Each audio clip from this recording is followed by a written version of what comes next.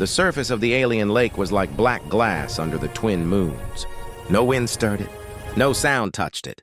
The air itself seemed to hold its breath as though afraid of what slept beneath. Human diver Ethan Core stood at the edge of that lake, his visor reflecting the rippling moons above. His suit hummed softly as he adjusted his oxygen intake. He had come farther than any human had dared into the uncharted regions of the planet Valera. The local tales spoke of spirits bound to the deep waters, spirits that cried in the night. Ethan did not believe in spirits. He believed in lost things that needed to be found. The readings on his wrist scanner flickered with strange fluctuations. The water below held energy pulses unlike anything human science had mapped. But he could also feel something else, something almost alive tugging at the edges of his thoughts. Took a slow breath, then stepped into the water. The cold hit him instantly like 1,000 shards of glass, sliding against his armor. His helmet sealed tighter as he descended into the depths. The light from his lamp cut through the dark like a silver blade, but the lake seemed to swallow it whole. At 10 meters, the water shimmered violet. At 20 meters, it turned green and heavy. At 50 meters, he felt a pressure not just on his body, but on his mind. Voices whispered inside the blackness words in a language older than the stars. He pushed deeper. At 100 meters, he saw it, a shape moving in the gloom, vast and slow. He froze. The scanner lit up with readings so wild that it almost shut down. For a long moment, he thought he was looking at the reflection of the moons through the water. But then it moved. A chain glinted in the darkness. It coiled around something large, something alive. The creature lifted its head and 2 luminous eyes opened like suns beneath the lake. Ethan's heart slammed inside his chest. A dragon. Its scales glowed faint blue like starlight caught under crystal. Its long body was covered with wounds that looked ancient. Chains of black alloy bound its neck, its wings, and its tail. Each movement sent ripples of energy across the lake floor. Ethan's first instinct was to flee, but the eyes of the dragon fixed on him. There was pain in them and loneliness and something that reached straight into his human soul. She spoke not with sound, but directly into his thoughts. Who are you, small being, who dares the cursed lake? Her voice was vast like the echo of storms across a valley. Ethan swallowed hard, then replied aloud, even though he knew she could hear his mind. I am Ethan Core, human diver explorer from the outer colonies. I did not come to harm you. The dragon's gaze softened slightly. Human, she said, your kind vanished from these lands long ago. Why have you come to a place of sorrow? I came because I heard a cry. It felt like someone calling for help. For the first time, the dragon closed her eyes. When she opened them again, her glow dimmed as though ashamed. I have been chained here for 1,000 cycles, she said. I wept until my tears became the water around me. No one answered. Until now. Ethan drifted closer, careful not to disturb the sediment that covered the chains. They were fused with ancient runes glowing faintly. Who did this to you? He asked. The elders of my kind, she said, for my sin of compassion. When the wars between our worlds ended, I refused to destroy the last of the humans. For that mercy, they bound me here beneath the lake of eternity so I would remember my weakness forever. Her voice trembled not with anger, but with grief. Ethan reached out a hand toward the chain. The moment his glove touched it, a surge of energy shot through him. Visions filled his mind. Worlds, burning skies, falling dragons clashing above oceans of flame. And in the middle of it, a woman shaped like Light herself screaming as her kin chained her to the abyss. He pulled back, gasping. The dragon's eyes dimmed further. Leave, human, she said, softly, before their curse takes hold of you too. No, Ethan said, I came to help. I will not leave you here. You cannot break the chains, she said. They were forged in the core of dying stars. Maybe not with strength, he said, but maybe with understanding. He studied the runes glowing faintly along the chains. His visor translated fragments of the symbols, concepts like guilt, forgiveness, memory.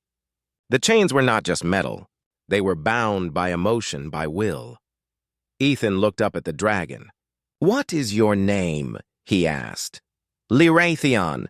She said, though long ago they called me Lyratha, the keeper of the skies. Now I am nothing but a prisoner of my own heart. Then you are not nothing, he said. You cared enough to spare others. That means you are more alive than those who punished you. For a long time, the dragon said nothing. Then she whispered, "You speak as the first human I spared." He said words like yours before the stars went dark. Ethan looked at the chains again.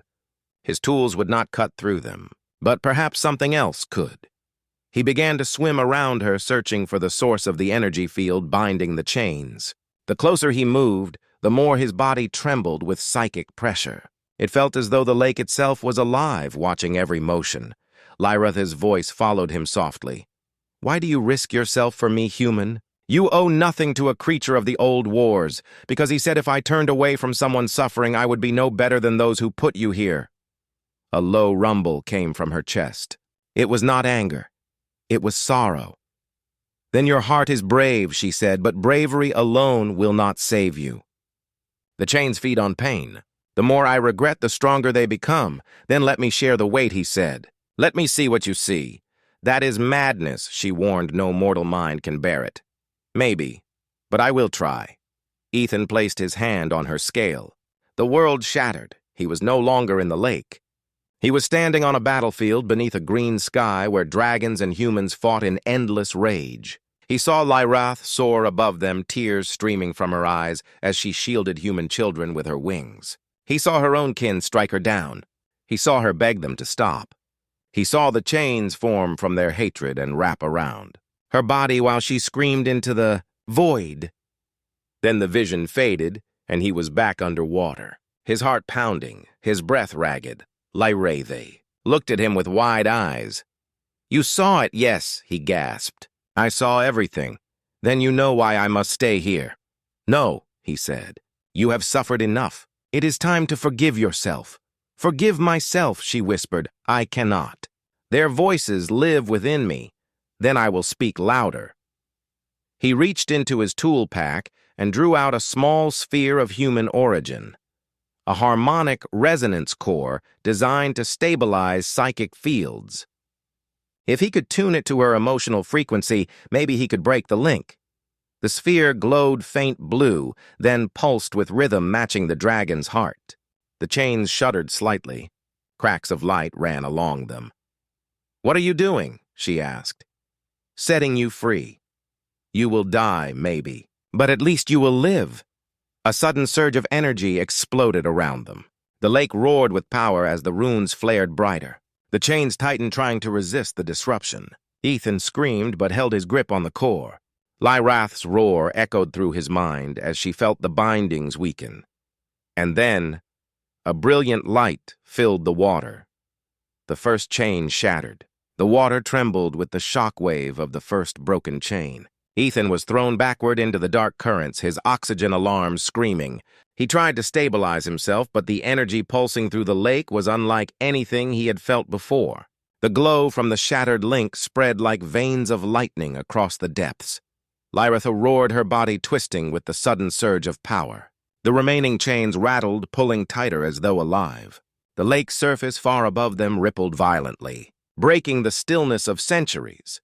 "You should not have done that, human." Lyrath's voice boomed through the water. "The curse will awaken fully now."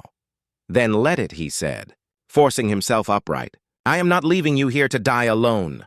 The dragon's luminous eyes turned toward him, glowing fiercely. "You do not understand. The curse feeds on will. It will turn my strength against you." Ethan looked at the harmonic core, still glowing faintly in his hand.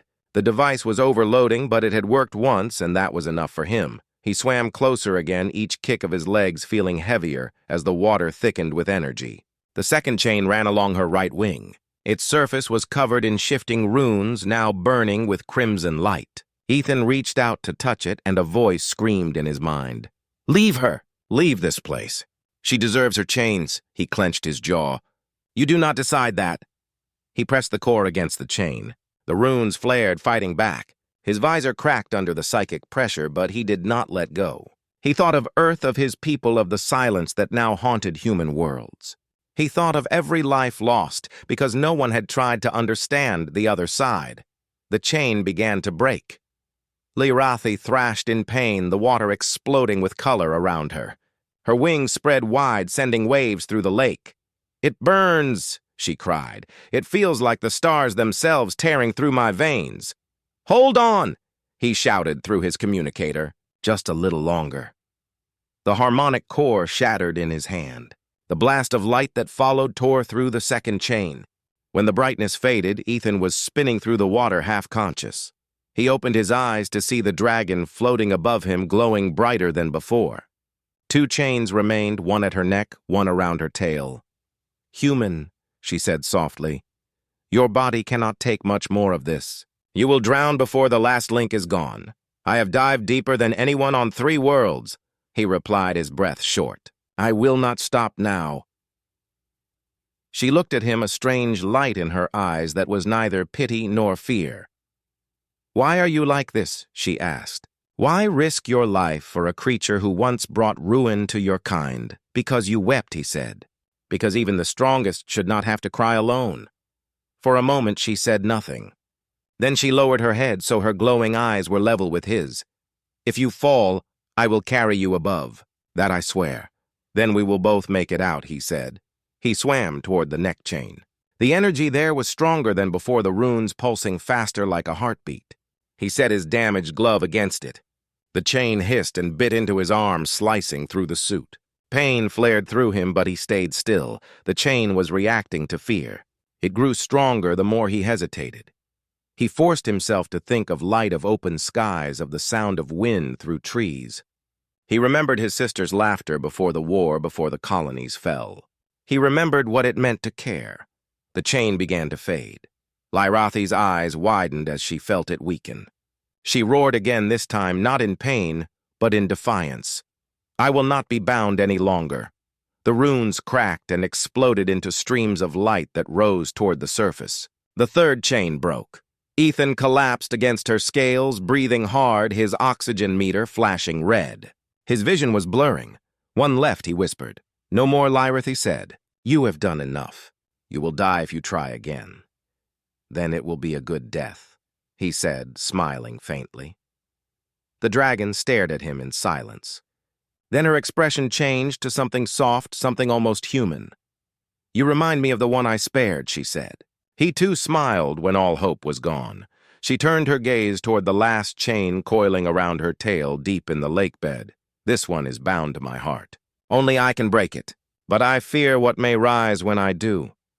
Then I will stay with you through it," he said. Lyrath's eyes closed. Her glow dimmed until she was a faint outline in the dark. Then her chest began to pulse with light. The water vibrated with a sound that was not sound but pure feeling, a resonance of sorrow and hope.